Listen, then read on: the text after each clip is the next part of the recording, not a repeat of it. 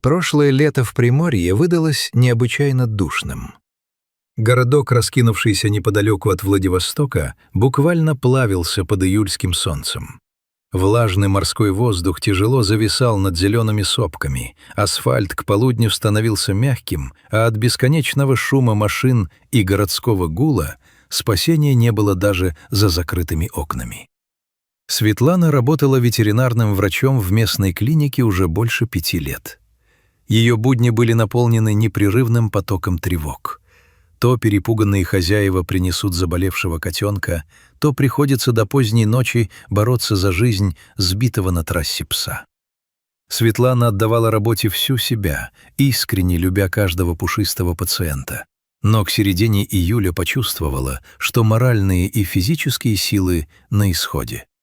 Сердце требовало тишины, покоя и хотя бы пары дней вдали от стерильного запаха лекарств, писка мониторов и человеческой суеты. «Все, Марина, если мы в эти выходные не вырвемся к реке, я просто сгорю на работе», сказала Светлана своей давней подруге, зайдя к ней на чашку чая в пятницу вечером. «Помнишь, что наше любимое место у Тайфунного поворота, где ива склоняется над водой и всегда тишина? Хочу просто посидеть на траве, послушать шум воды и искупаться в чистой прохладной речке». Марина с радостью поддержала идею. Девушки заранее приготовили плед, собрали небольшую корзинку с фруктами и легкими бутербродами, предвкушая идеальный летний день на лоне природы. Субботнее утро обещало идеальный отдых. Солнце еще только поднималось над сопками, пробиваясь сквозь легкую утреннюю дымку, когда старенький хэтчбэк Светланы уже мчался по извилистой трассе. Мимо проплывали изумрудные пейзажи Приморского края, густые леса, дубовые рощи, покрытые росой луга. Светлана впервые за долгое время улыбнулась во весь голос, почувствовав, как долгожданная свобода заполняет грудь. Однако радостное предвкушение улетучилось в ту самую секунду, когда они свернули с проселочной дороги к береговой линии. Подъехав к тому самому заветному уголку, где река образует тихий глубокий затон, девушки замерли от немого шока. Полянки, которую Светлана помнила чистой, уединенной и сказочно красивой, словно нанесли жестокую рану. Повсюду валялись пластиковые бутылки, смятые алюминиевые банки, разорванные пакеты, разбросанный уголь от костров и гниющие остатки еды. Зеленая сочная трава была выжжена и затоптана тяжелыми колесами внедорожников. «Боже мой, что они здесь устроили?» — тихо прошептала Марина, выходя из машины и с ужасом оглядываясь по сторонам. «Видимо, кто-то отдыхал здесь на прошлых выходных», — с глубокой горечью ответила Светлана, чувствуя, как внутри закипает обида. «Какая же черствость и глупость! Люди приезжают насладиться природой, а живут и едят по принципу «где сижу, там и гажу». А что будет после них, никого не заботит». Попытавшись не отчаиваться окончательно, Светлана решила, что они хотя бы окунутся в воду, чтобы смыть с себя душный городской зной. Девушки аккуратно обошли горы мусора и подошли к краю воды. Но и тут их ждало разочарование. Из-за недавних дождей в горах течение реки было быстрым, а сама вода оказалась не просто прохладной, а ледяной, обжигающей до ломоты в костях. Сделать больше пары шагов в воду было невозможно. Настроение было окончательно испорчено. Ни о каком отдыхе на загрязненном берегу, где в воздухе витал запах гари и гниения, не могло быть и речи. «Похоже, наш идеальный день не задался», — вздохнула Марина. «Может, просто походим немного по лесу, подышим свежим воздухом и поедем обратно?» Светлана кивнула. Они прогулялись около получаса по близлежащей лесной тропе, но мыслями Светлана все равно возвращалась к испорченной полянке. Ей было до слез жалко этот прекрасный уголок природы, пострадавший от человеческого эгоизма. Переполненные досадой и усталостью, девушки вернулись к машине, чтобы отправиться в обратный путь.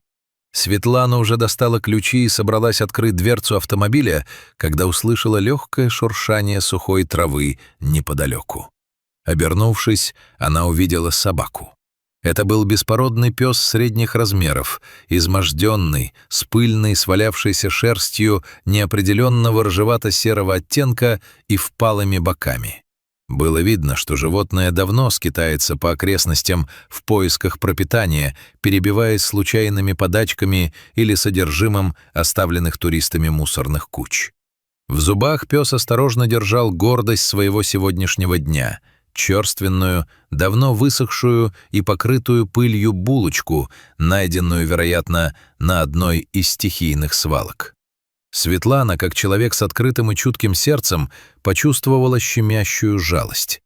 «Посмотри, Марина, какой бедолага!» — тихо сказала она. «Даже уйти отсюда спокойно не получается. Везде напоминание о человеческой беспечности». Девушка достала из сумки телефон, чтобы сделать кадр. В этом бродячем псе с черствой булочкой в зубах была какая-то тихая, глубокая драма, символ одиночества на фоне разоренной природы. Но то, что произошло в следующее мгновение, заставило Светлану замереть на месте с зажатым в руке телефоном. Пёс не испугался, не рычал и не попытался убежать со своей скромной добычей. Вместо этого он медленно, тихо, повиливая опущенным хвостом, подошел прямо к Светлане. Его умные, глубокие карие глаза смотрели на нее с такой недетской тоской и пониманием, словно он чувствовал, эта стоящая перед ним девушка с грустным взглядом тоже чем-то глубоко расстроена. Пес остановился в шаге от Светланы, на секунду помешкал, а затем плавно наклонил голову и аккуратно положил свою черственную булочку прямо на ее пыльный кроссовок. После этого он сделал шаг назад, сел на сухую траву и тихонько вильнул хвостом, взглянув на Светлану снизу вверх. У девушки перехватило дыхание. В горле встал комок, а на глаза мгновенно навернулись слезы.